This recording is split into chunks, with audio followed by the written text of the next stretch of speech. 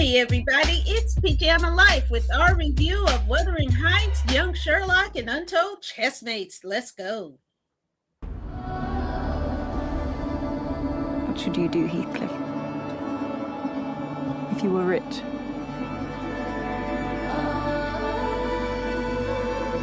Suppose I'd do what all rich men do. Live in a big house. Take a wife. A wife? What wife? Heathcliff. You're not enough. Not for her.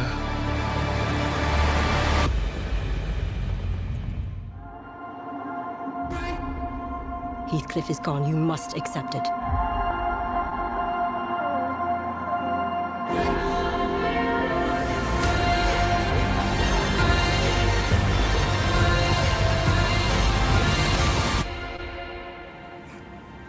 So kiss me. And let us both be damned. All right. Hey, it's Pajama Life and David. Let's say hey to the people. Hey, everybody. Derby 152 is all done, and it's time to get back to the movies for me. I'm excited to be with you, Pajama, and thanks all everybody for joining us. Let's talk. All right. Wuthering Heights. David, what you thinking? This is not the same Wuthering Heights that you've read. If you've read this piece of literature, I love Margot Robbie, but a horrible movie. Not a romantic movie, not a fun movie. It's a terrible movie. And as I informed my 21-year-old niece, no, it's not a movie you're going to feel comfortable with watching with your mother. A little too tawdry and sex, a little weird sex stuff going on there. Margot Robbie is fantastic. Emerald Fennell.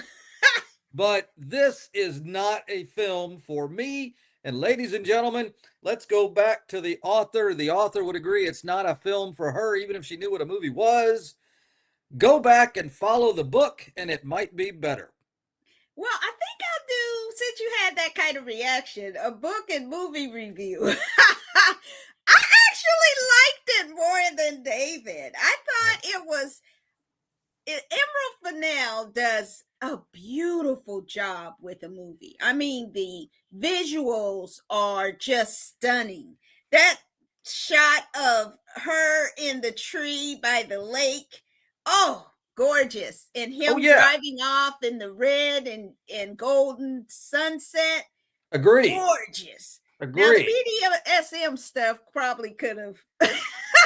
Well, I mean, it is appropriate for Derby Day that we're talking about this with the riders up and the crop and all of that, for goodness sakes. It was, I thought Jacob Elordi was the perfect Heathcliff. I mean, that was just the most fantastic casting. Margot Robbie, on the other hand, I hate to say this, but she's a little long in the tooth for that role. I mean, she's pushing 40. This was a movie about a young woman, and it kind of just didn't fit that. I think they could have gone with a younger actress. I hate to say it like that, but that's the story. And she is a great actress, and Hong Chow as Nellie. Oh, so viciously sly. And, somebody said it in the movie, my beautiful enemy, I think, or the silent enemy. And she was horrible. Yeah. Nothing like the book. Yeah. Not like the book. And, it and the daughter, Mr. Linton's daughter, woo, they did that character. That was disturbing. It was disturbing to watch. But you know what? I feel like she planted the seeds of that character like that, because remember, she wanted to go see the hanging, and she was like torturing herself. So Well, I I mean, think to be fair, I mean, that's all you did in the old days. I mean, that was like must see. That was like the big event. Everybody it talked was about the hanging. well, but I mean, it's still gruesome. I mean, it wasn't just, hey, let's go to the park. She felt a glee and a real kind of elation about it, which is gross. But Yeah. she also was torturing things, and she also was very caught up. And when they had that first fight and she destroyed it, I was like, okay, something's wrong with her for real. So I think that the only redeeming character was Mr. Linton in this one. He was a nice guy, and Yeah. just wanted somebody to love and just be with him. I mean, he was just like, hey, I'm gonna take care of you. I just need you to be with me, and completely understanding, more so than men of that time would have been. Oh yeah. Definitely. He was. But Jacob Elordi, gosh, he was just so handsome and beautiful and brooding, and I was like, oh my God, it's so amazing. He's got a great voice. I won't go on and on about his looks, but that is a voice. I mean, if they were going to do new prequels, I'm always talking about Star Wars somewhere in the layer. What a great voice to be Anakin before James Earl Jones. I think he was too young at the time. Oh, he would have been. Yeah. Too young. Imagine if they did it with him in that role now. Oh my goodness. Yeah. But fantastic actor. It's great to see him in these kind of. This is his second Gothic movie after Frankenstein. Right. But very interesting adaptation. And that's one way to put it. The book is in probably the public sphere now, so you can do whatever you want to the story. It's kind of free to change. And they did. I'm waiting for Ernest to come and save it. Yeah, well, I think she does such interesting things. It's not, I mean, remember Saltburn? It's not to everybody's cup of tea, and she uses kind of the same people again. It was a lot like Saltburn. Yeah. And which was really interesting, but it is a revenge tale, and so it's very interesting, her take on this Gothic kind of dark romance revenge tale in her eyes. So definitely different. Definitely, I don't think it's for the kids. But I do want to see the Hallmark older ladies, yes. I do want to see the Hallmark version of this. Oh, this is not the Hallmark version. I want the Hallmark version because that'll be a palate cleanser that I will enjoy. Oh. Give me but the Margot Robbie, hear this message in the ether. You are timeless. You're wonderful for this. Do any movie you want because you are a lot more than just a pretty face, and you are a lovely face. But Margot Robbie, come to this show, and we will praise you more for the talent that you bring to the screen. Yeah, but come on now, you got to do some. You got to do something else. All right. Well, that is Wuthering Heights. Up next, one of my favorite dudes, Guy Ritchie's third movie on Sherlock with young Sherlock. Let's take a look. Sherlock. Sherlock. Sherlock. Sherlock! My name is Sherlock Holmes. I've always been more of a thinker than a fighter. The two aren't mutually exclusive. Sherlock is making friends. Sherlock never made any friends. James Moriarty. You must stay out of trouble. Understood? No more trouble, Mother. I don't trust you. Nor I you. Well, that's unfortunate. There has been, wait for it, a break-in. Astounding. You should be a detective. Sorry to bother you, sir. What is it? A bomb. What do you mean, a bomb? A bomb is an incendiary device. I know what a bloody bomb is. What game are we playing today? What game would you like to play? Man, what an interesting take on Sherlock Holmes. I mean, Guy Ritchie, he just has this love affair with Sherlock Holmes, and I'm glad because this is something I could definitely watch every week. And I'm hoping it gets a second season. I think it's been picked up again for a second season because I think it's interesting to see the take that he has on these characters. Now, the family drama, it was a lot of storylines, right? And I was like, one of those storylines could have been second season. You know, it just expanded it because it was a lot in this one. But the one that was most confusing and my only kind of criticism is the villain's interaction with the young girl. I don't want to spoil it. And the reasons behind what he did, it didn't make sense at all. And it wasn't explained.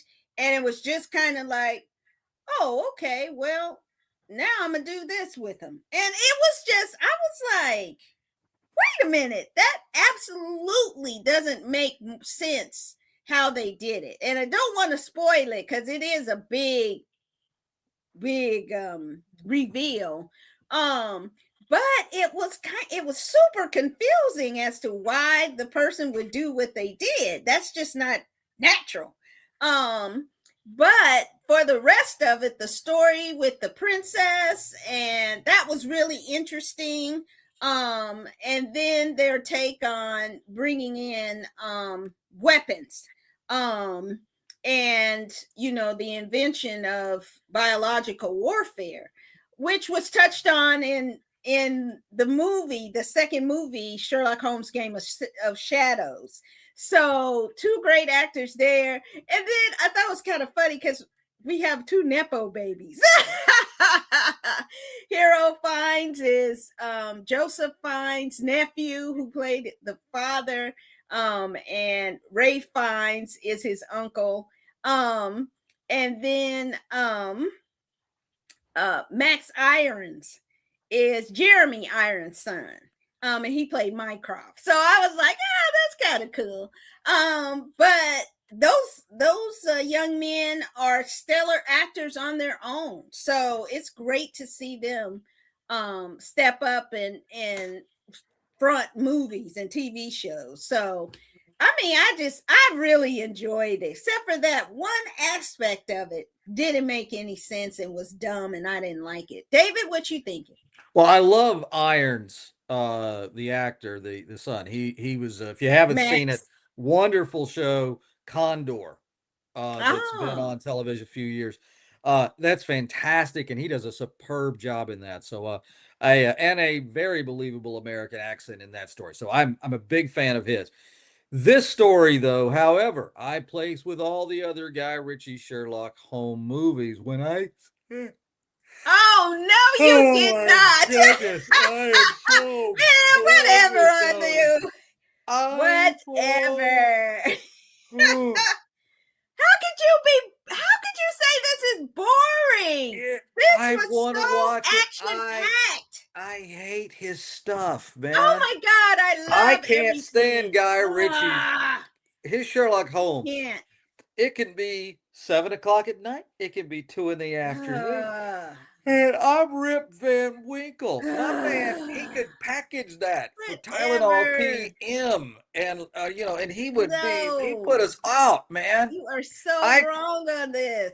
I can't really talking about. Okay. Oh, sleepy. Oh, you. Oh, there is God. no way Guy Ritchie is sleepy. If I would say too much Dude, action. I slept my ass off. Oh my God. You are insane. I slept my ass off. Mr. Insano. That I've seen you fall asleep in stuff, but let me tell you consistently, nobody puts me to sleep like Guy Ritchie. Man, if I met you, dude, I'm sure I would like you, and I appreciate your talent, but your talent puts me to sleep. Now, thank you. It was a good night's sleep.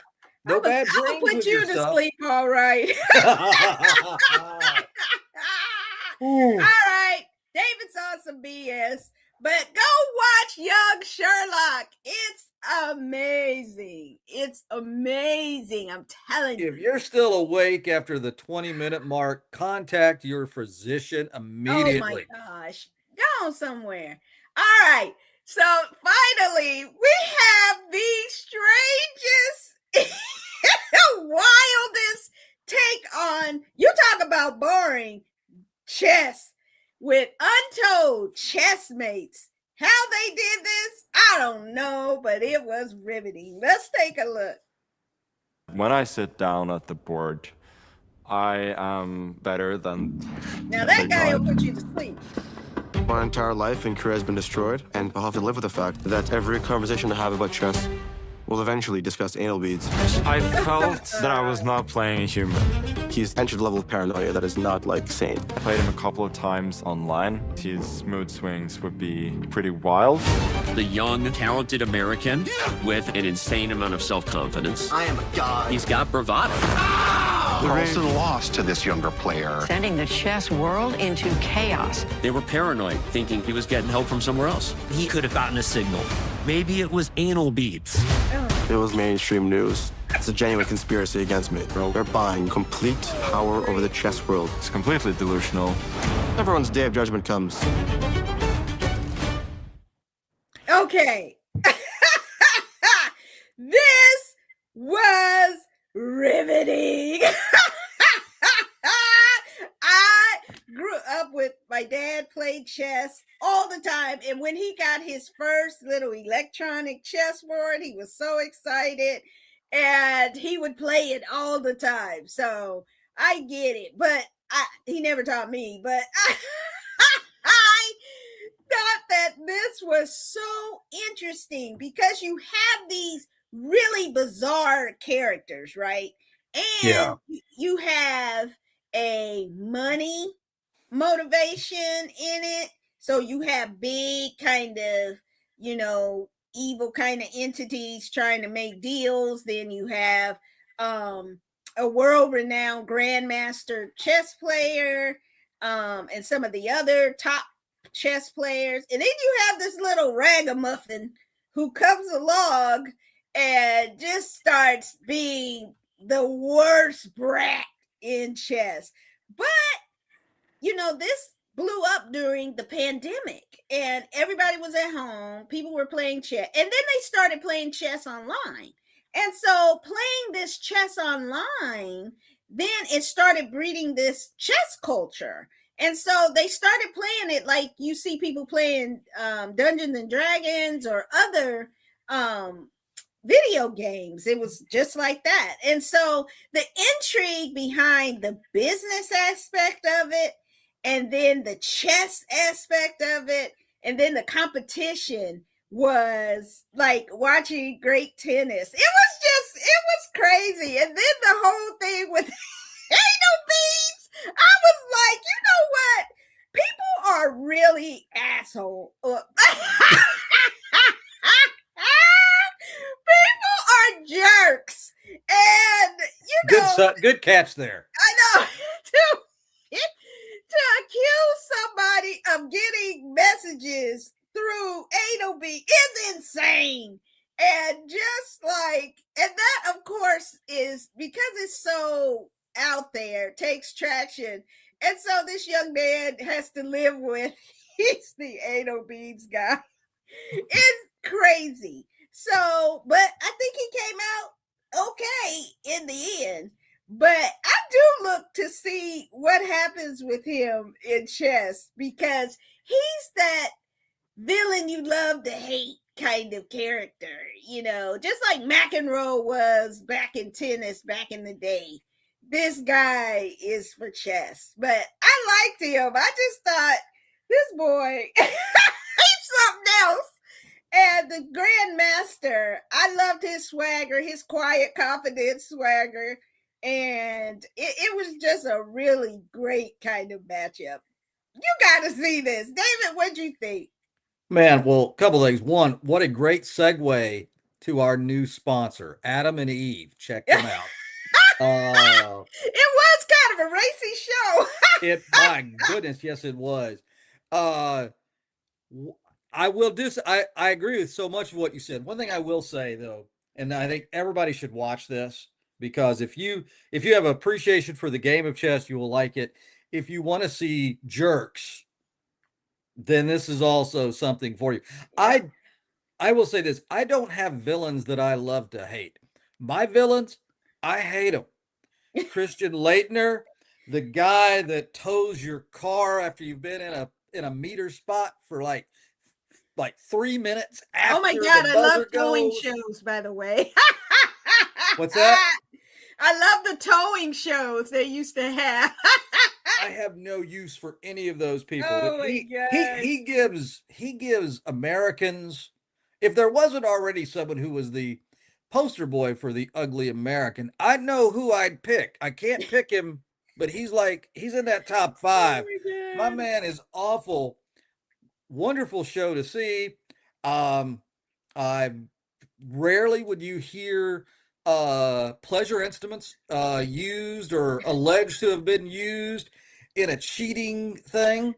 And I love to find fun euphemisms other than sex toys to talk about these things because it's come up more than once on this program about marital aids of one form or another. It's about. It's about.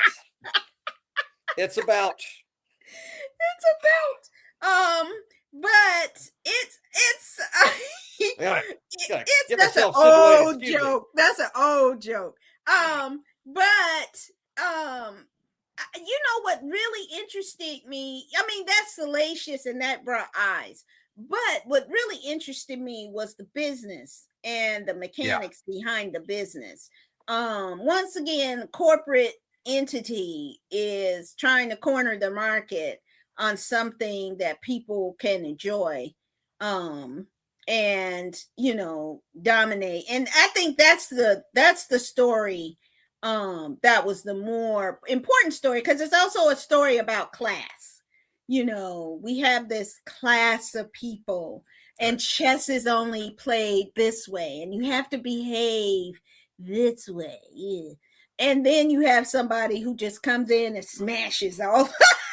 Well, and for me, I understand the whole class thing. That's not the role model to bring it to the masses. That's not the way. He's definitely problematic, and something's going on with that kid where he could benefit from some therapy for real. Right. But if he's gonna go to college, he's going to Duke. That's all. Or K-State. I think Duke. I mean, there's a certain group of people. I don't know how many Duke fans we have on this program, but dude, watch us. But if you went to Duke, I loathe you, and I'm just telling you that right now. Okay. Anyway, just all right. Let's move off that segue. We love Duke fans, so please come and watch us. But I think it is a extremely Netflix every now and again will come around with some really interesting documentaries.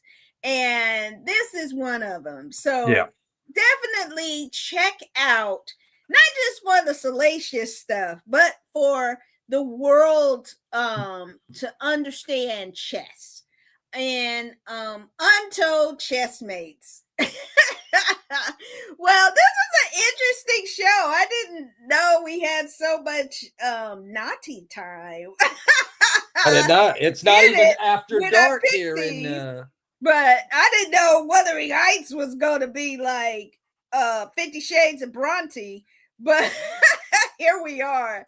But next week, boy, a couple of our shows are wrapping up. We'll wrap up on our favorite holiday, May the 4th. Star Wars Day. And the season finale of The Boys, which I'm sad to see. Nope, sorry, not The Boys, Daredevil. Next week is the final episode of Daredevil Born Again. And we also then I'm gonna see Remarkably Bright Creatures. which Ooh. was a book that's come to Netflix as a movie. So, and I think Emma Thompson is starring in it. So, and there's going to be an octopus too. So, just like the book. So, definitely come back and check us out. David, say goodnight to the people. Hey, everybody. Thanks for tuning in. Hope you had some fun listening to us talk about these programs, whether we like them or not. But remember, bet on yourself, even if you think you're a long shot. Believe. We'll see you next time. Ooh, and positivity is a mindset. And sometimes we have to remind ourselves of this in these kind of dark times. And we'll see you next time. Take care. Bye.